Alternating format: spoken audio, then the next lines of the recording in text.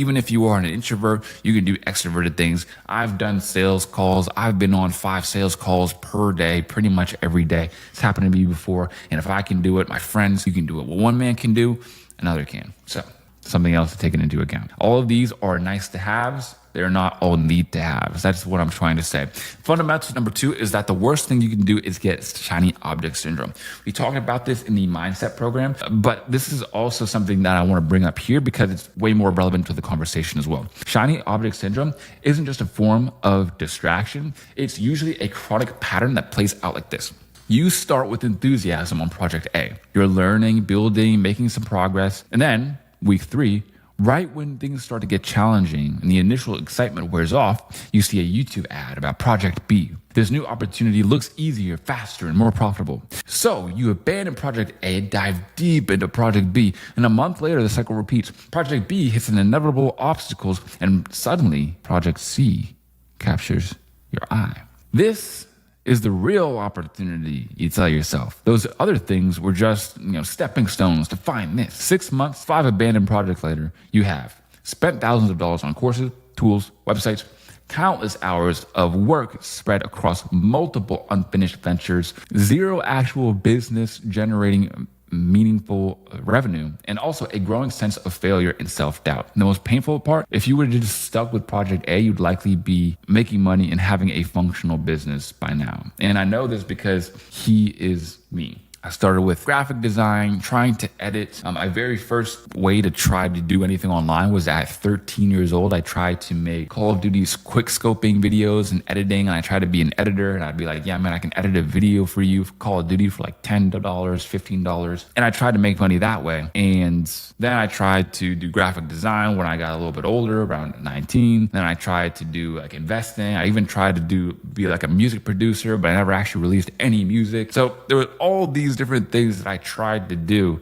none of which actually worked. So something else to note is that you want to just stick with one thing. Now, obviously, I'm a little bit glad I didn't stick with Call of Duty editing, but at the end of the day, if I would have, then I would have been able to be profitable. But one of the reasons why I sucked so much is because I was trying to make so many different things happen at once. The best example of this is when I started graphic designing, a YouTube channel, also affiliate marketing, and also Instagram theme pages. I tried to be profitable with those too. And I tried to do all of them at the same time and tell myself, well, one of them I'm going to make money with, and then I'll go all in on that one. And then if I make $5,000 from each of these different ways to make money, then I'll be making whatever it is, $20K per month, and I'll be golden. That's what I genuinely thought because of this. I saw somebody online say that millionaires have on average a stream of 7 income streams. So I was like, well, I want to be a millionaire one day, so I want to start my 7 income streams right here. But that is not the case. That is the worst advice possible for beginners. Beginners read that and they misinterpret it so much, and I was one of those. The effort needed to make one thing work is far more than most people realize. So if you spread yourself thin across multiple things, you will never succeed at them. Instead, you want to build them all one by one. And now I have many income streams. I got investments in certain things, certain asset classes. I have multiple digital products. I have clients as well. I mean, there are lots of different ways that I make money, but all started with one and then added on from there. So go hard and go all in on one thing. Here's why we're so vulnerable to shiny objects in the first place.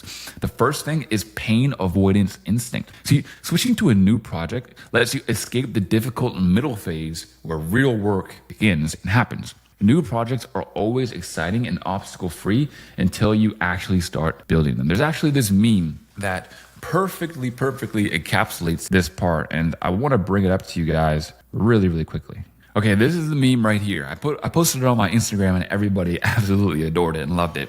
It's this. Copywriters writing their first emails and they're happy, they're doing good. They're like, yeah, this feels awesome. I'm making my first product. Outreach. And it's like, outreach is a grind. Outreach is hard. And this is what it is for everything. You can change these captions for anything. Remote sales closer, outreach. Or you're trying to build a drop shipping store and then marketing, trying to get sales, watching 0 sales come in.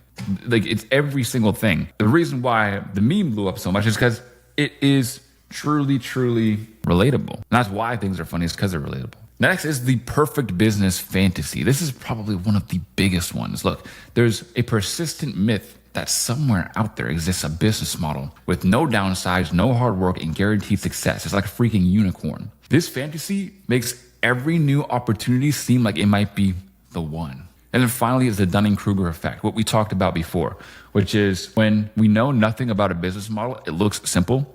The less you know about something, the easier it appears. This makes new, unfamiliar opportunities seem more attractive than the ones that you're currently struggling with. And this is what it looks like over time. And you just go down and down and down and down instead of actually sticking with something and then finally going up the mountain. So the antidote is this: strategic commitment. So next is to set a non-negotiable timeline. Commit to specific business model for at least 12 months, regardless of the new opportunities that appear. This is the minimum, 12 months. And this isn't forever, but a defined period to give your venture a fair chance. Because let's be honest, maybe you start something and it's actually not for you. It's actually not the best thing to do. It's actually not your thing. A lot of people don't stick with what they start with. I didn't stick with editing Call of Duty videos or being a graphic designer or being a producer or affiliate marketing, but I came across copywriting. I committed to it. 9 months later, 10K per month. Now, at month 5, 6, and 7, it was tough. It was rough. I was barely making much.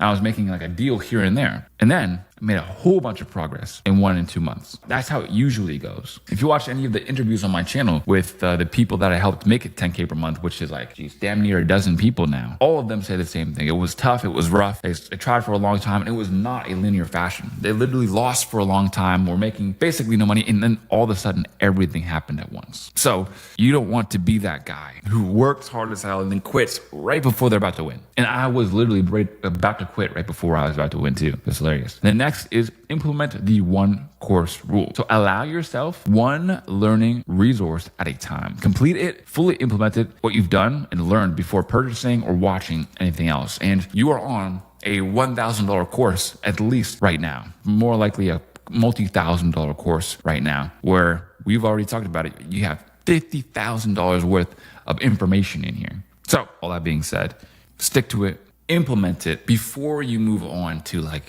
binge watching other courses too. Next is to institute a cooling off period. When tempted by a new opportunity, force yourself to wait 30 days before taking any action or even entertaining it. Many shiny objects lose their shine when given enough time. Fundamental number 3 is that cash flow precedes empire building. And this is one of the biggest ones right here. There's a dangerous fantasy floating around in entrepreneurship, and people think that you should start by building your dream business right out of the gate, the revolutionary brand or industry disrupting app. But this approach gets things backwards. The hard truth most people and entrepreneurs is eventually they learn is that cash flow must come first and empires come second.